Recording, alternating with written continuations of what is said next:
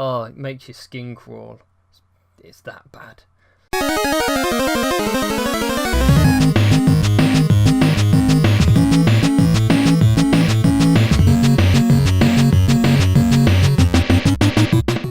Hello and welcome to episode 9 of Nothing to Play. It's Is it historic this week?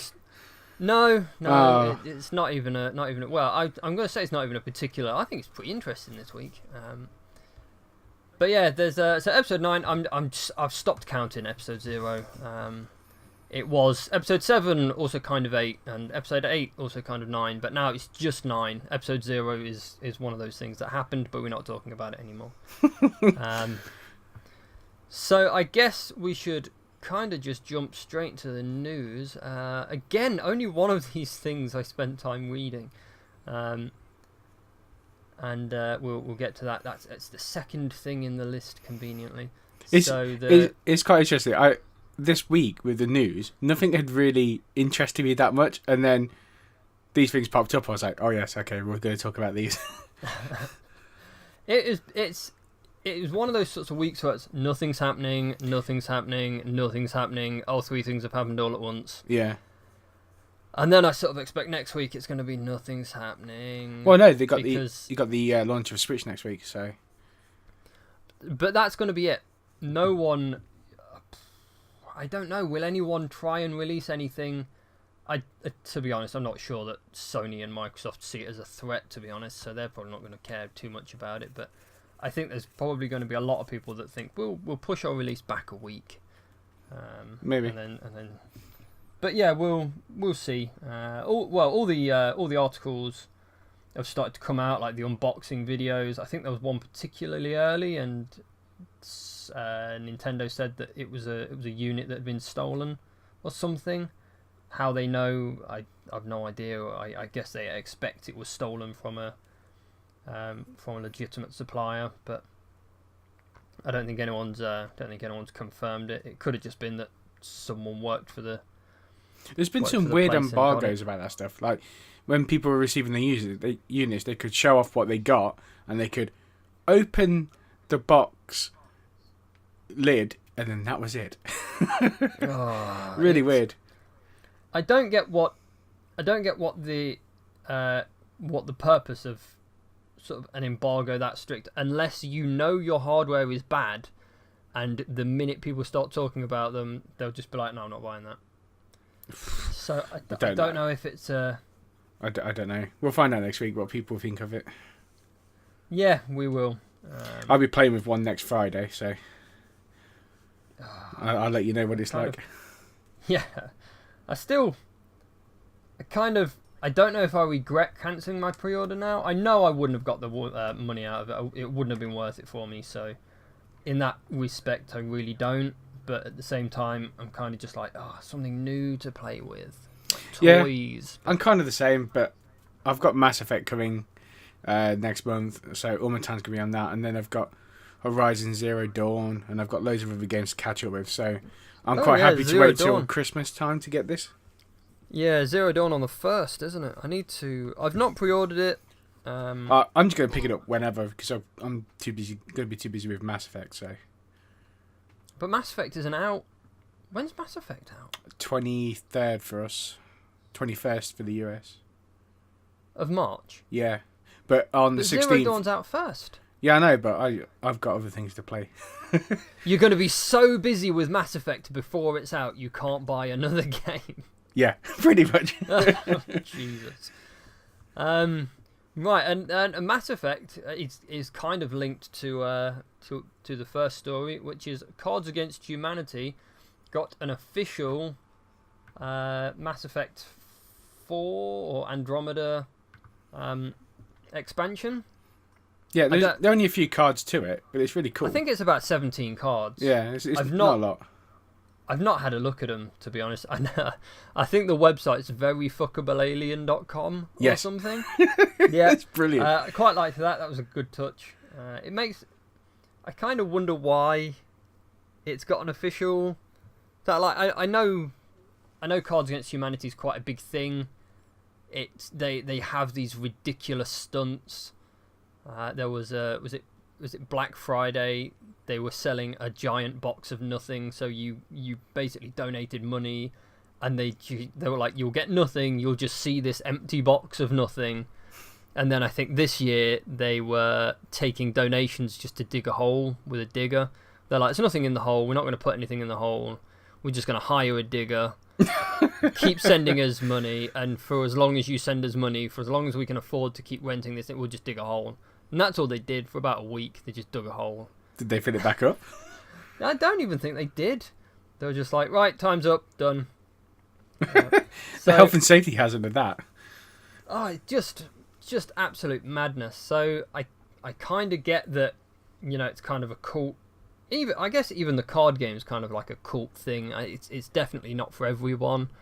I don't know if it's much bigger in the US or if card games are a bigger thing. I mean, here I only know a couple of people that play it, and I've played it a couple of times and really enjoyed it. It's pretty big worldwide. Yeah. So in that kind of, I don't know if EA are trying to like cozy up to a cult thing and get a bit more sort of credibility that way, or it could just be that Cards Against Humanity approached them and said, "Can we do this thing?" They were just like, "Yeah, I don't care, just do what you want." I think it's pretty cool. It'd be fun. I think it's a really good idea. I think it's only like $1 for the cards. Oh, I bet they wouldn't ship to the UK either. Probably not. We'll be able to get them on eBay, I'm sure. But yeah, I thought it was really good. I thought it was fairly clever. I thought it was a nice touch, a nice thing for EA, being as EA are not known to be the world's It's a nice bit of marketing for the game. Oh yeah, definitely. I want to say free marketing. It's probably not free marketing. It's probably very cheap marketing. Yeah. So yeah, I guess it's definitely not going to hurt the cause. But yeah, it kind of just makes you want it more, doesn't it? I think so. This next bit of news was probably the big news of the week. The AMD processors, Ryzen 7. Ooh. Yeah. Yeah. I was really looking forward to this, and then I'm kind of a little let down by it. But we'll go through it, and then I'll explain why. I mean, I didn't put too much in. I did read like a couple of articles. Like back in the day when I first started building PCs, it was always AMD. You always bought AMD chips because they were better, they ran faster, they ran cooler, they were just far superior chips. Yeah, everything back then was all AMD. I had an AMD machine way back. I think that was my first machine actually. It was AMD and Radeon graphics cards. They were all they were the things. You had a Radeon and an AMD if you wanted to play games. And then there was just a complete... I kept my PC for a long time and then built a new one. There was just a complete shift towards the NVIDIA graphics cards and the Intel processors. Yeah. And everyone was saying, if you want a games PC, don't touch AMD anymore. Get the Intels. And this was sort of before the i-Series came out. And now the i-Series is out. The i-Series definitely cemented Intel to where they are now. They're really good processors. Yeah, they are rock solid processors. But the AMD chips, there was like even the what was I looking at? I was looking at an FX something, and it was the black edition. It was about 150 quid, which is a lot cheaper than a decent sort of i3 at the time. And they were saying that was the best CPU that AMD made. And the benchmarks weren't that great. No. They were sort of saying you can get away with it, but it's, if you want to do anything sort of God, what's the word I'm looking for? If you want to do something that's fairly like intensive, you need an i-Series. So multitasking as well is very much on the Intel side as well. It handles that a lot better. Yeah, just everything. I felt really bad for the Radeons because they, not the Radeons, the AMDs, because they they went from sort of the thing to not even second best, just something that you wouldn't buy. And these new Ryzen chips certainly look the part. They're I think the highest, the 1800 is the 8 core 16 thread, just an absolute monster of a chip. And the price is $500. Well, $499. That's crazy. That's a really good price for what super cheap for it. Yeah. And I sort of looked at that and I thought, this is incredible. Like, for the amount that I spent on my processor, I could get something easily twice as good for slightly more money. And then I sort of thought, well, if I do it that way, I'm going to have to get a new motherboard and a new chip. The graphics card I'd keep, the RAM I'd probably keep, but it's still, I guess I'm still sort of looking at the best part of like £600-700 just for a processor and a motherboard. So basically the 1800X, that was being shown off against the i7-69K, and then the 1700X that was going up against like the 6800K. But the 1700X is $329, which is also a really good price. And then there was what was the other one? I've written it down wrong. there was three. There was the 1800, the 1700, and whatever the other one was. I'm going to go out on a limb and say 1600. Maybe. I can't remember. We'll have to have a look at the actual article. But there was one that's retailing at $499, which is their top of the range one. The next one down is the $399 one, and then the third one was $329. So they're all really good prices for 8-core processors. Yeah, so it's 1800X, 1700X, and just a flat 1700. Oh, okay, that's why. And the 1700's still a lot of chip for the money. It's a spectacular piece of equipment, and it's that sort of thing that makes me think I could get the lower end of them and it still be better than the one I've got. I was watching the Linus Tech's tip video. Can't even say the name. Linus Tech Tips video on YouTube. Great site. You should go subscribe to them if you're not. They were looking at the displays that they had up, and he was able to tinker around with things and whatnot. And he was saying, yeah, it's all really impressive, but AMD have definitely chosen certain setups to put themselves against. Obviously, and that's what's going to happen because you want to show off your stuff. And some of the things they were doing, multitasking, and these processors were doing things, 10, 20, 30 seconds faster than the Intel, etc., etc. But my thoughts on this, they're going up against these Intel ones, which are more expensive than their processors, but they're only quad-core processors, not 8-core. So AMDs are having 8 cores to do the same as what a 4-core does. So it seems odd. They just don't seem like each core itself doesn't seem as powerful as what the Intel are doing. Now I know people will moan about this is not how it works, blah blah blah. But it's just when you look at it like that, it seems weird.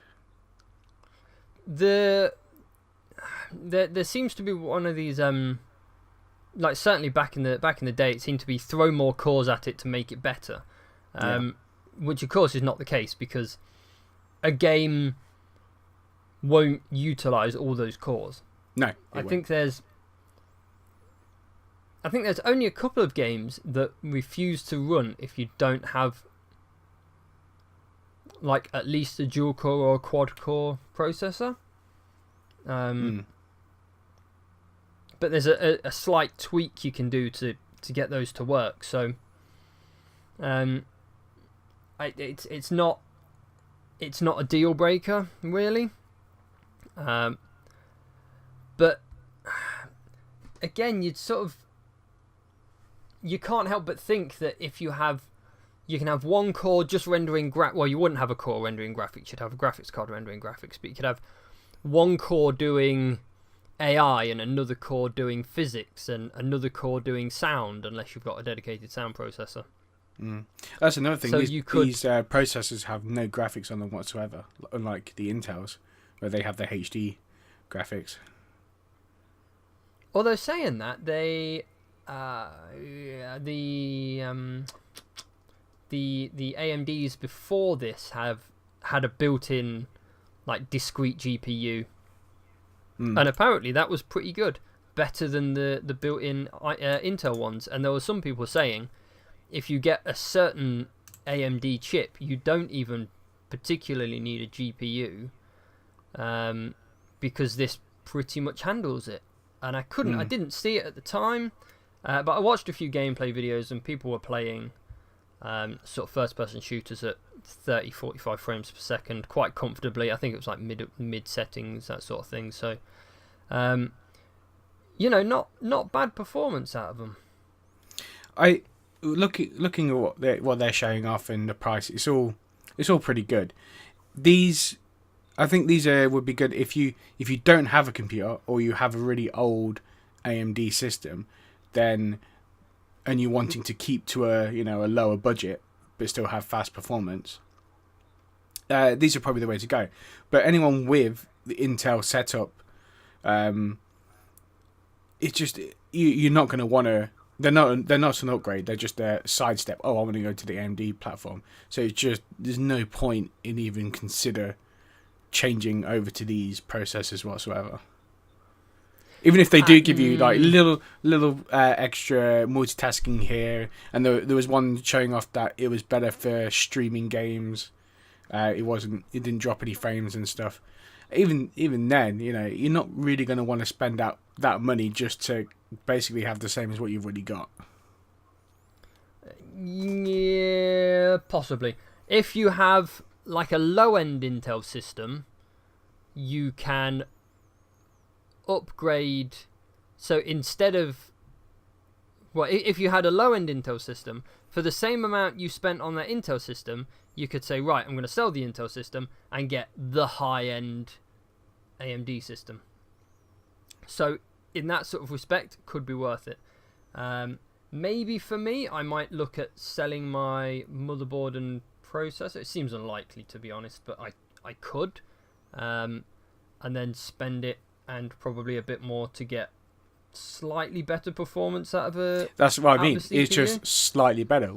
Is there really much point in doing that? Selling your stuff and having to add extra money to get a slightly better machine, when if you just spent more money on an Intel side, you're going to get better performance. There are people that will buy every iteration of an Intel chip just because it gives them an extra frame in a game. So I don't think they're going to struggle selling these things. No. I don't think they're not going to sell badly. I'm just talking about trying to bring people from the Intel side over to the AMD. The only way you're going to do that is if you're wanting to completely do a new build, or you have a really low end system and you want to keep to a lighter budget. Even like sort of saying that, for the most part, you have to do like a completely new build when you build a PC as well. So, I mean, my PC, I don't know what processor. I think I've got a Skylake processor, and I've got a Skylake board. But when they release the new versions of processors, it won't be compatible with my motherboard. So I'll have to get a new motherboard regardless. So I might think, well, instead of getting a new motherboard and a new processor from Intel, maybe I could get a better performing graphics CPU, and it just depends what you're running at that time and comparing. It just these processors, they're basically matching, maybe a few percent better than the Intel ones. The only good thing that can come from this is hopefully they'll bring the Intel chips down. But I don't think Intel are going to be that worried about this. Ah, I see now. You're comparing the specs, whereas I'm comparing the price. So, I mean, for people that will say, well, I like Intel and I get this kind of performance from this chip, then they probably will just buy another I series. Well, it's not just that. I'm just looking at the thought of them trying to win over the Intel crowd. Like if I have a 6800K, I'm not really going to want to move over to the AMD because they're not. These new chips aren't really giving much more of a performance. No, but then if you had, like the last model socket, if you had the last socket i5 and thought, right, it's time to upgrade to an i7, but for the price of that i7, you could buy a motherboard and an 1800X and have change left over, you would probably go for that one. Maybe. I don't know. I mean, this is all like kind of speculative on these things, really. I mean, they were showing off and people got to have a little bit under the hood, but I'm waiting for people to, actually get them in and actually start benchmarking them properly. Oh yeah, doing the proper benchmarks, the proper comparisons. I think, well, my PC at the minute just runs everything at high anyway, high at about 50 frames per second, and it's not even a high-powered machine. This is another thing that I figured out recently.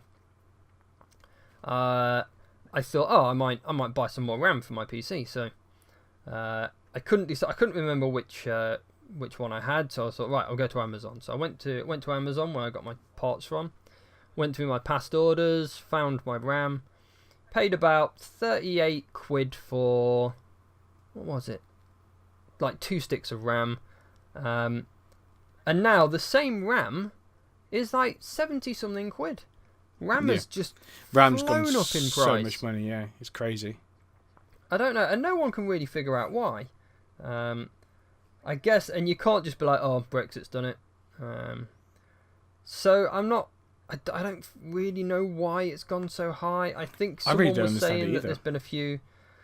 I think someone, one of my friends said they thought there'd been like a fire at one of the chip manufacturers which had sort of destroyed a whole load of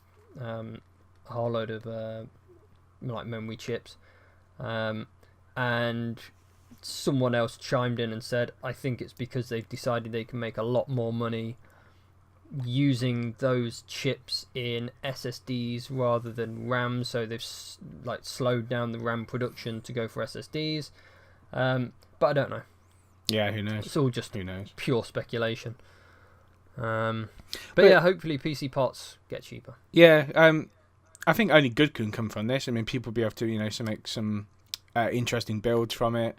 Hopefully, it makes more competition. Intel price their processors a little cheaper. But yeah, competition's good. That's what you want. That's what I've been wanting AMD to come back in force. And what's the next graphics card? Is it the Vega series or something? They've got to show off. I'm hoping. Sounds right. I'm hoping they they bring that, and it gives the. I assume that's targeting towards the 1080, 1070 market. So the Titans and the Titans was the last one, wasn't it? Well, you got the Titan XP, which is on the Pascal architecture, which is the same, is similar to the 1080. But talking about Nvidia, they are supposedly showing off the 1080 Ti next week at GDC. So I'm really looking forward to that, because I've been looking at 1080 cards recently, because I'm after that 4K 60. Like in those cards, like some of the games were getting 60 in high settings in 4K, but most of the time it was like 52, 48, that kind of level, which is still really good. I mean, you could knock down a few settings and turn off some anti-aliasing stuff, and you'd be able to hit those 60 at 4K. But I'm interested to see what the 1080 is like and how much that's going to be, and if that can do the 4K 60. Because like the Titan XP, that was hitting around the 4K 60 mark, and it's going to be using the same chip, apparently, slightly lower memory, but I don't know. I'm really looking forward to it. Depending on how much it is, I might actually get one. I can guarantee it's already going to be sort of like 700-800 quid. Yeah, I reckon just because it's the new one, and they always bring them out at that But should hopefully bring down the 1080 a bit. I've been seeing them going down to 550 on some of them. Some of the overclock ones are going for 650. Maybe it'll bring them down, so I might grab one of them. I don't know. It all just depends. That's still a ridiculous amount of money. Like, for that price, you can get almost 3 PlayStation 4s. I know, but that's not 4K 60, is it? The thing is, I got the 4K monitor now, and that's really it's the next thing I want to. The last thing I really want to do is upgrade on my PC. Is the graphics card. I'd really like to try and get towards that 4K 60, but it all just depends on price. I've got a load of things to sell, which I'm about to sell on eBay, so maybe that'll cover the cost. I don't know. I haven't fully decided yet. It all depends on the cost.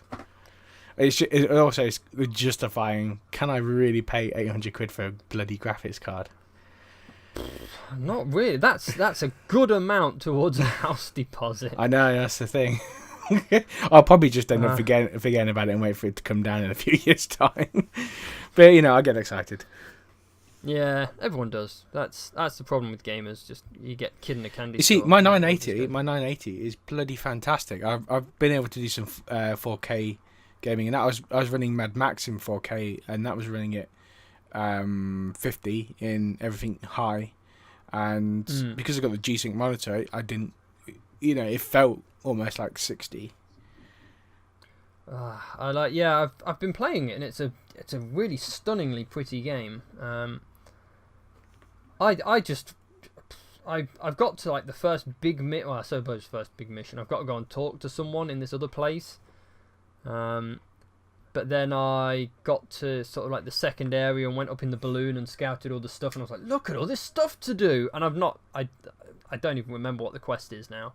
I've just been running around picking up stuff and going to take oil refineries. That's what I did for hours. It's really, really good fun. I'll tell you what else. I'll leave what else I've played for later. Because we should really get on with the final piece of news. It's a very Mass Effect heavy. Yes. Heavy episode. Oh, that's the other reason why I want a 1080, so I can play Mass Effect Andromeda in glorious 4K. Oh, the adverts! Just seeing the gameplay and sort of like clips and adverts. It looks spectacular. Anyway, let's go with this. Anyway, so Natalie Dormer, I've no idea who she is. It's a voice for a character in Mass Effect. I absolutely love her. We're playing Dr. Lexi Tero as an Asari, I guess. They're all doctors, apart from the strippers and that woman who owned a club. Never mind. I don't know who Natalie Dormer is. I take you've not seen Game of Thrones or Hunger Games then. Don't watch Game of Thrones, not interested in Hunger Games. Well, wrong and wrong. You need to. Game of Thrones is great, and Hunger Games is fantastic. I love the Hunger Games. I really like the first series of. Why do I want to say Mass Effect or Spider-Man? Game of Thrones. I really like the first series of Game of Thrones, but it sounds like it's got really silly, and I don't hold much truck with it being silly. Well, maybe a little silly. I don't know. It depends what you classify as silly, really. The minute people can like see into the past or the future, or there's magic involved, it's gone silly. It's too silly. It's a fantasy thing, though. This is what happens in fantasy. No, I was quite happy with dragons. I could understand dragons, but magic's where I drew the line with that. It's supposed to be a serious political thing that just happened to have dragons in it, but no, they ruined it with magic. It's just not the done thing. Okay, fair enough. You need to watch Hunger Games. Hunger Games, I don't really. It feels like a teenage rip-off of Battle Royale. There we go. Yeah, it's that basically. Yeah, well, yeah, it is. It's the same theme. They're very different films, but yeah, it's the same theme where you have kids fighting each other to survive. But yeah, everything else is pretty much different. There's similarities between the films, but no, I'd say completely different.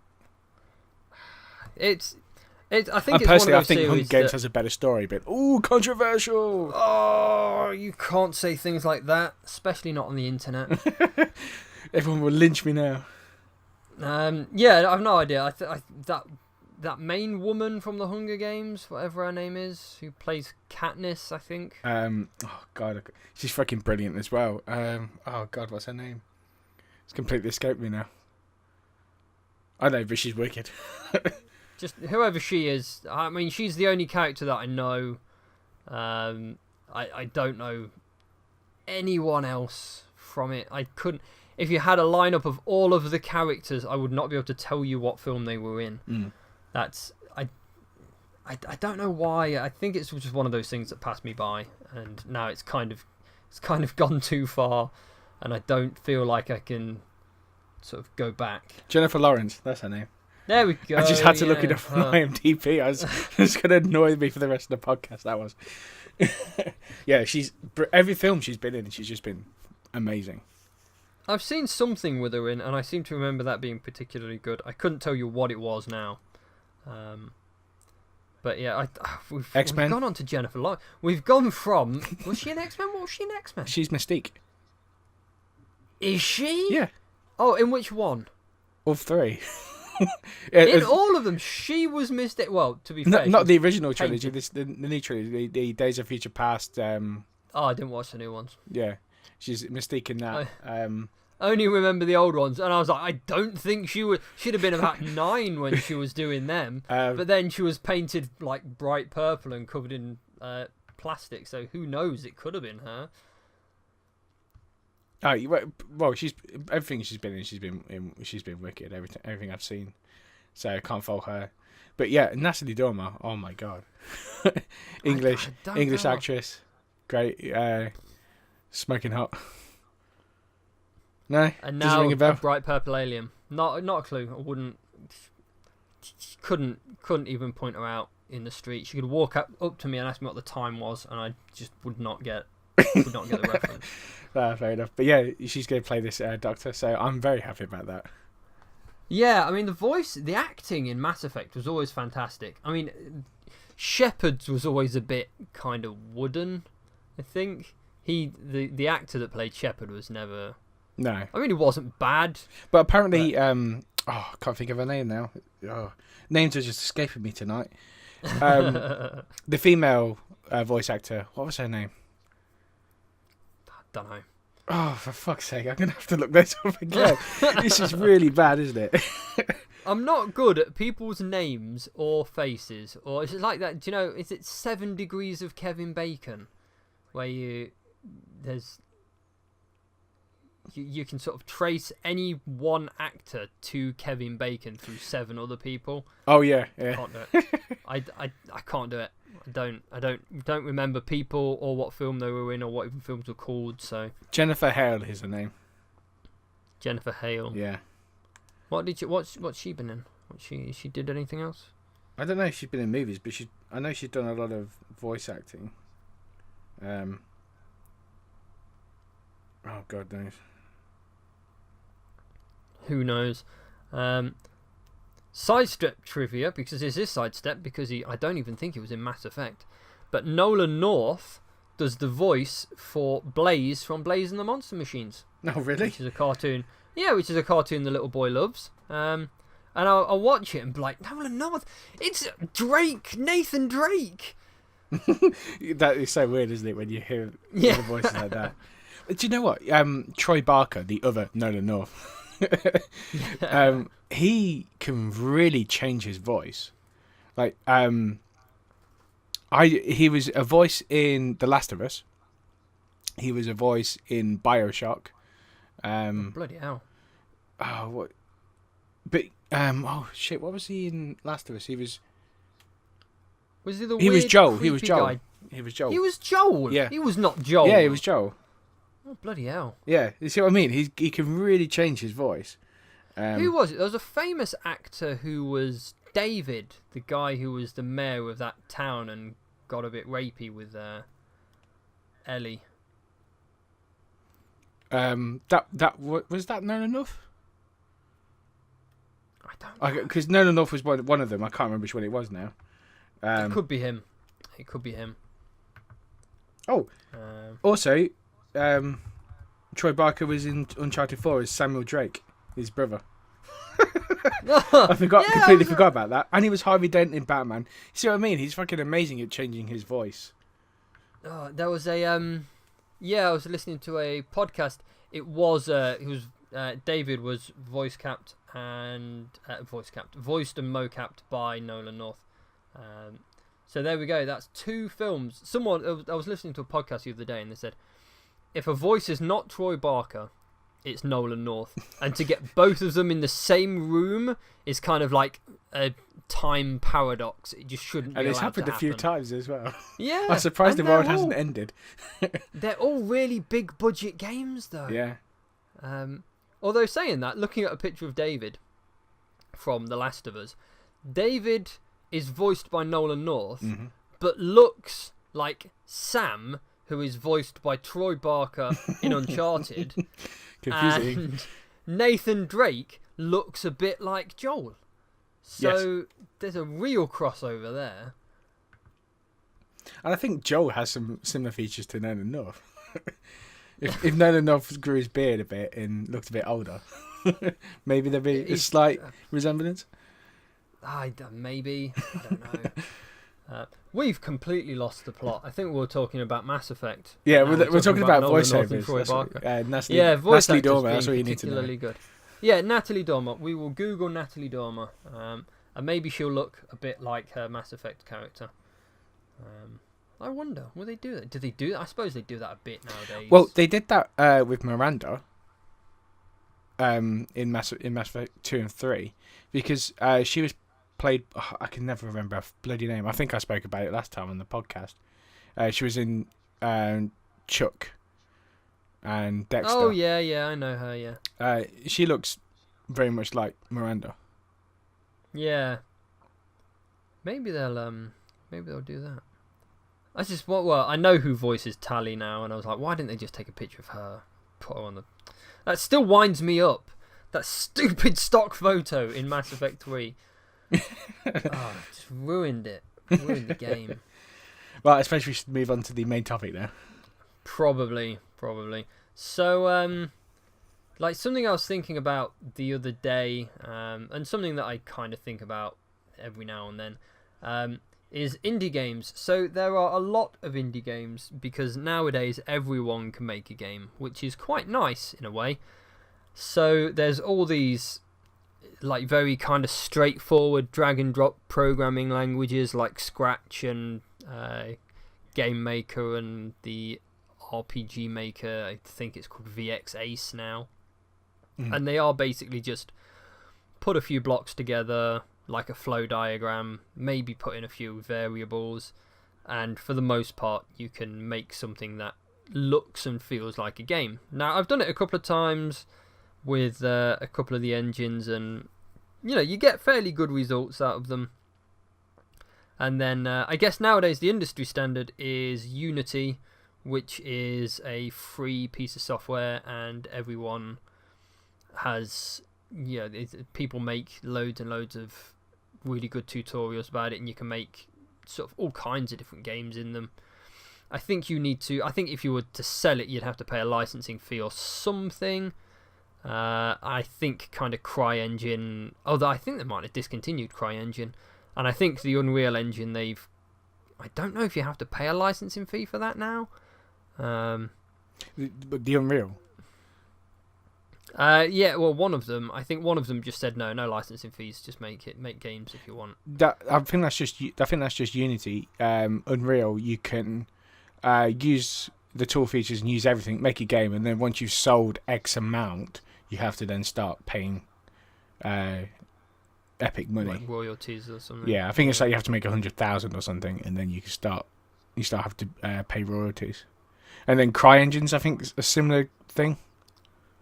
But then it sounds like Crytek sounds like they're in a lot of trouble at the minute. So studios closing left, right, and centre. So yeah, it's quite worrying. I don't know. It's quite worrying. Watch that space. Crytek made some great games. I mean, Crisis was the game for a long time. I think they still use it to benchmark. Yeah, still use it to benchmark PCs. But yeah, so I guess nowadays anyone can make games.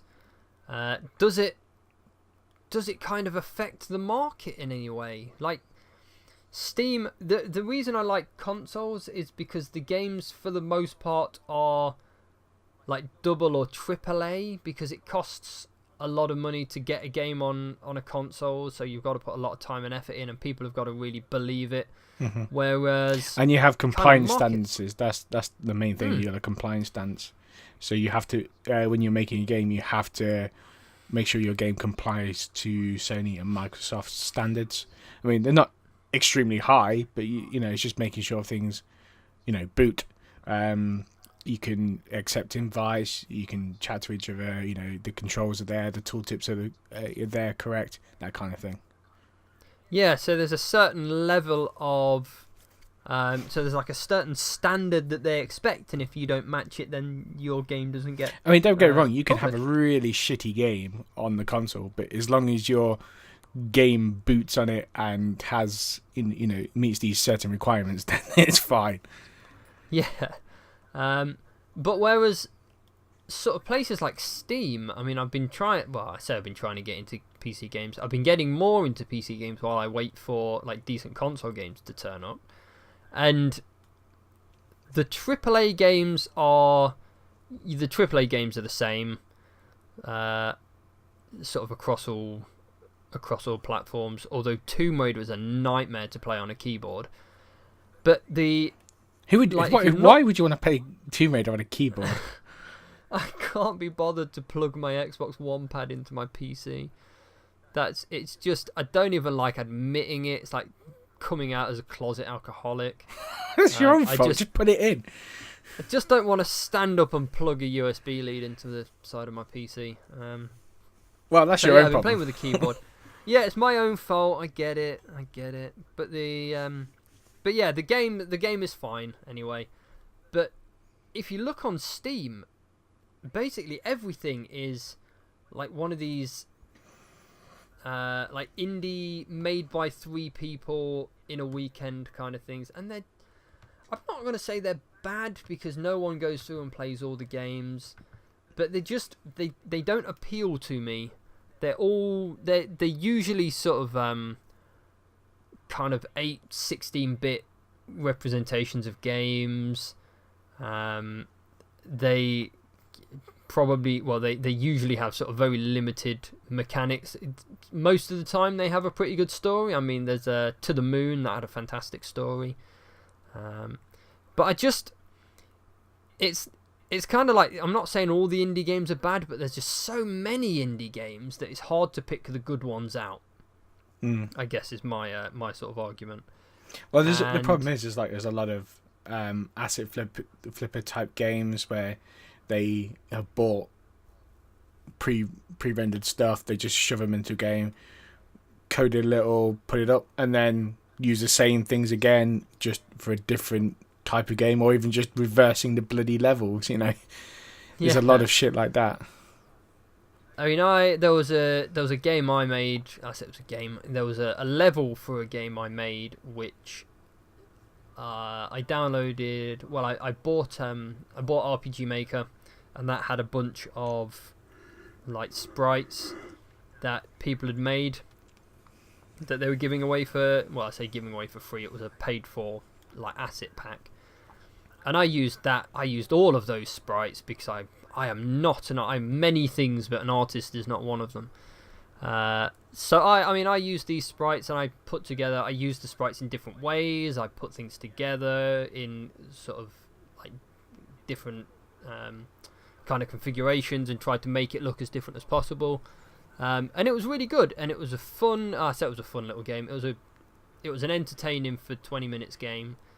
And I enjoyed making it, and I enjoyed playing bits of it because I tried to just kind of randomly generate as much as possible. So no two playthroughs are quite the same. And it was but I mean it's not I'm not going to say it's completely different. I'm not even going to say it's a good game, but it never got released on Steam. And there's not like 40 different versions of it. Well, the thing is, something like that's something like it's just you training you. It's your first game, that kind of thing. You shouldn't be selling that kind of stuff on Steam in the first place. That stuff should be, if you want other people to play it, put it out free on a software website, or have your own little website that you can put your own games up and start building up a portfolio and show how you've been progressing. Until you really you can create a game, and then you can buy people to make custom artwork and stuff for your games and that kind of thing. As long as it's kind of unique in that type way, then I think you should be putting it on Steam. I mean, even you say it's not the sort of thing you should be selling on Steam, and it certainly wasn't the sort of thing I was selling on Steam.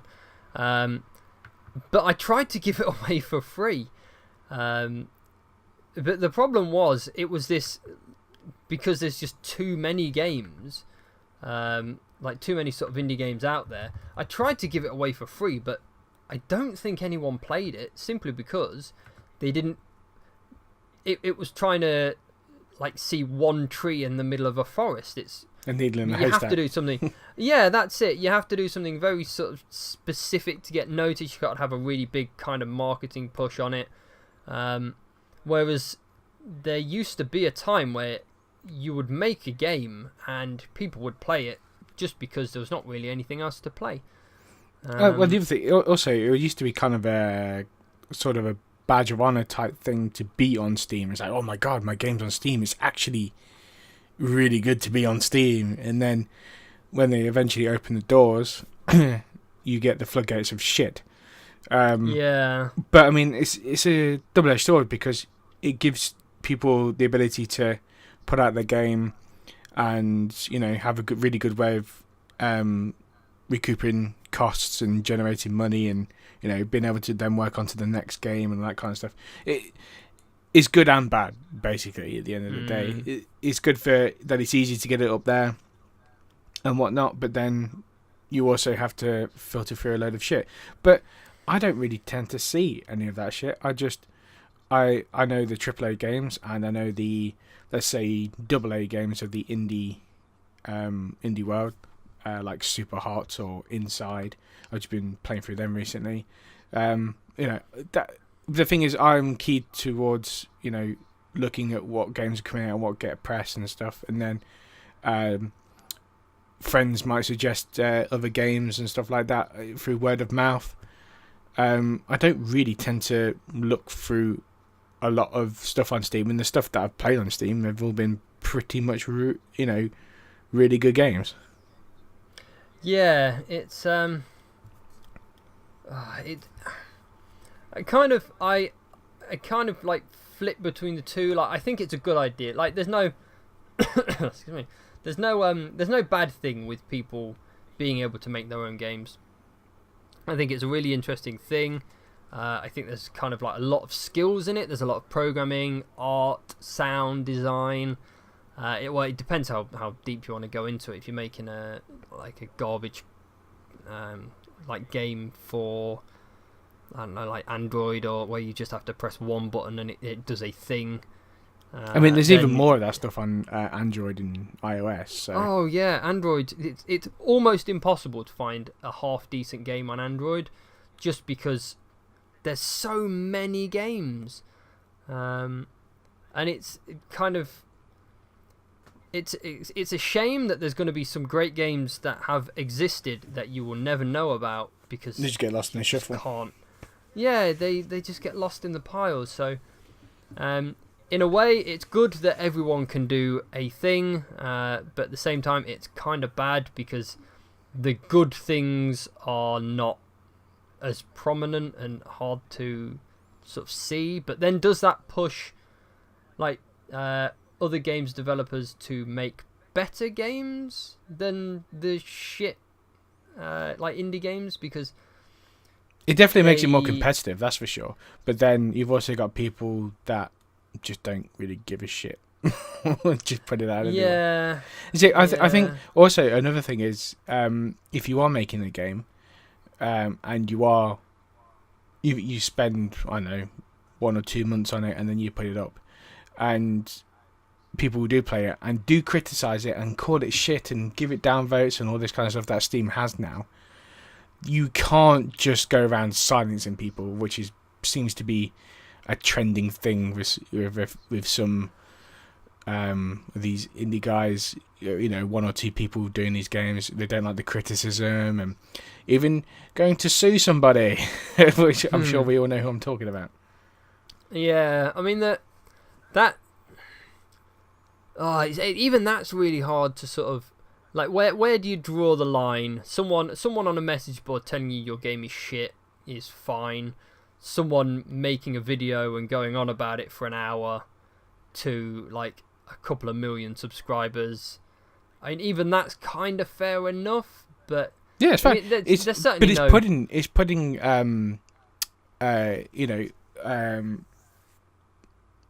publicity onto your game. Some people might even go and buy it just to go, oh, it can't be this shit, can it? Sure. Even in that, people you might get some sales from the negative press as well. And also, it's like, oh, let's make a great YouTube video. I'm going to go make it myself. Let me buy this game.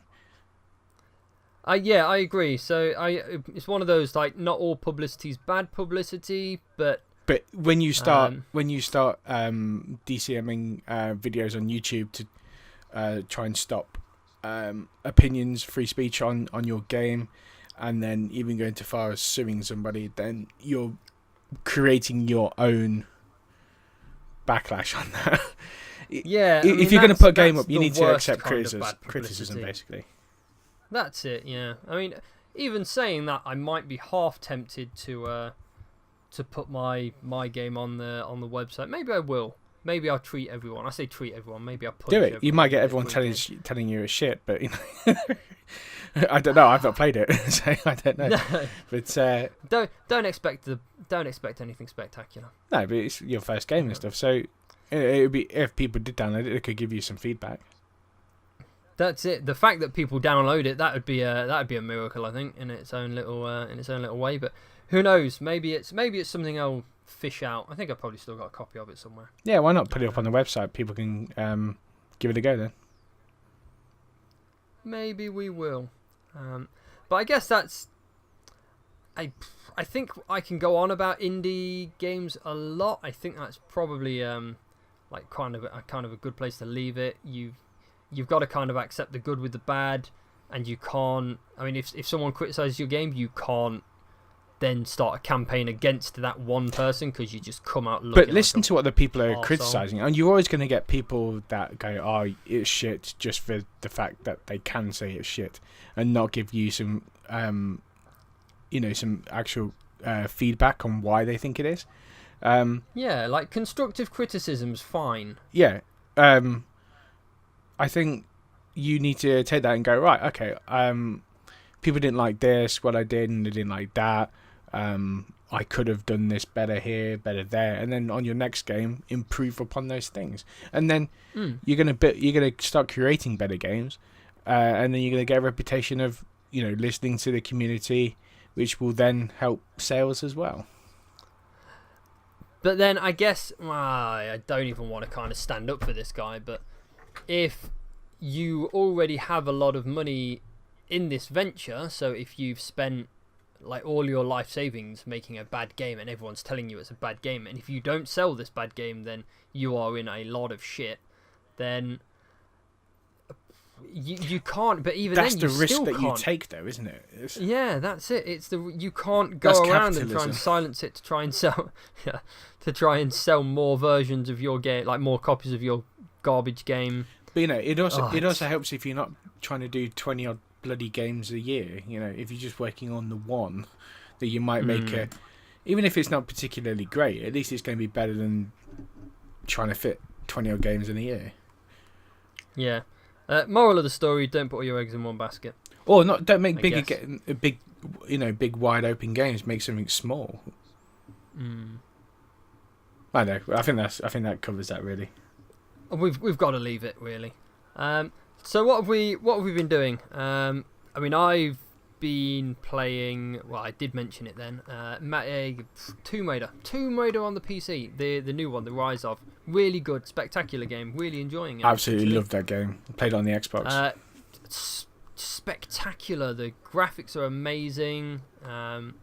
Even the sort of combat, I've gone up ridiculous. I've gone up several levels, not really doing anything, and shot a bear in the face with a bow and arrow. So I'm not very far into it, but so far it's really good. I'm really enjoying it. So yeah, that's pretty much what I've been doing. And waiting for PC games, really. Sorry, waiting for PS4 games. Mass Effect. Are you going to get Mass Effect for PC or PS4? Oh, PS4. Okay. I'll be getting on the PS4. Oh, there's a cat. Yes, there is a cat. He's bothered me a lot. I must have fed him like 5 times already. He just won't leave me alone. Little pig. Anything else you've been playing other than Tomb Raider? No, nothing. I've been really... Not watched anything? Not been tinkering with consoles? God. No, well, I've... a load more parts came for I'm going to try and do a RGB SCART mod for a Master System 2. But I've just got to find the time to do it, really. But I'm still waiting for like heat shrink wrap and all kinds of other little bits. So I think I'll start this weekend, but I don't think I'll get very far, unfortunately. Cool. So what have you been doing? Well, I finished Inside. Really, really enjoyed that game. I thought it was actually better than Limbo, and I loved Limbo as well. It's basically the same as Limbo. It's got more colour involved, and is a bit more to do than what there was in Limbo. There's some cool little underwater sections that you have to use, like this submarine thing in, and you have to. It has like this little ability where you can charge it up and bash through walls and stuff, and you have to use this to figure out some puzzles and whatnot. I really recommend that. Very, very, very good game. Finished Super Hot today, which is amazing.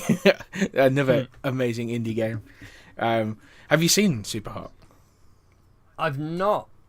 Basically, you're in like a virtual world, like virtual reality type world, but it's all done in like 8-bit style, I guess, is sort of what it's not actual 8-bit, but like the computer mainframe is like really old 70s, early 80s style command prompt stuff, and then you go into like this virtual world where you have all these red people silhouette things are following you. They're all kind of like pixelized, and it's a puzzle game where you have to use weapons to fight your way through. So you move, the time when you're not moving, time moves extremely slow, so you essentially like bullet time, and then when you move forward it speeds up. If you throw an object it speeds up, if you pick up an object it speeds up. So you have to kill all these guys that are running red things that are running at you, and they come from all kind of directions and stuff, and you have to, once you've killed all of them, you've cleared that stage, that puzzle, and there's there's I don't know, there's about 20 odd puzzles or something. The game only took me about 2.5 hours to complete, but it's just really good. There's some really cool meta stuff in there as well. I won't say what it is because if you're gonna play it, will spoil it.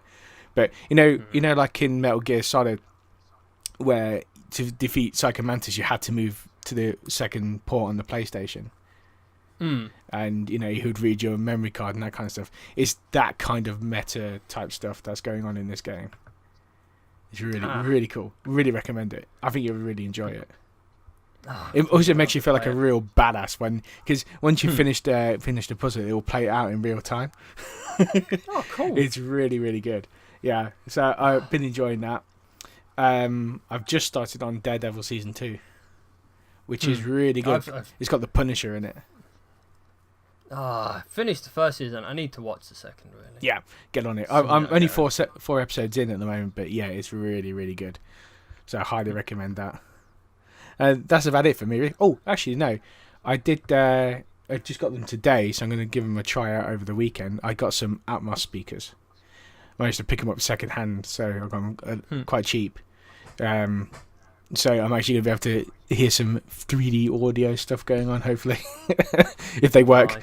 Right. Hopefully they work. And I've sold some good ones. I think we've overran enough. It's fine. Yeah. So, yeah, I guess that's everything we've done. So, I guess we'll talk to you next week. Indeed, yeah, next week. No, it's not going to be special again next week. Well, I suppose we can talk about the Switch more. Yeah, we can talk about the Switch that no one's got. Yeah, cool. Right, that's it. Done. See you later. Bye.